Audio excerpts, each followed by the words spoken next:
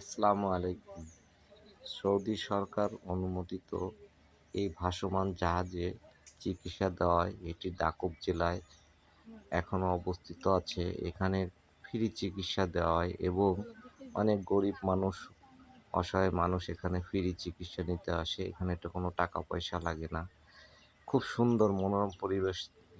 ডাক্তাররা এখানে ফ্রি চিকিৎসা দেয়, বিভিন্ন ধরনের ট্রিটমেন্ট করে।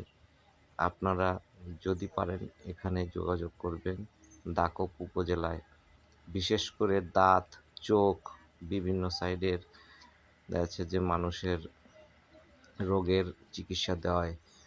সকালে গেলে অনেক ভোরে গেলাম, ৬টার দিকে যে প্রথম সিরিয়াল নিলাম। সিরিয়াল নেওয়ার পরে ডাক্তার দেখিয়ে চলে আসলাম। অনেক মানুষের সমাগম, তারা বসে আছে টিকিট নেওয়ার জন্য।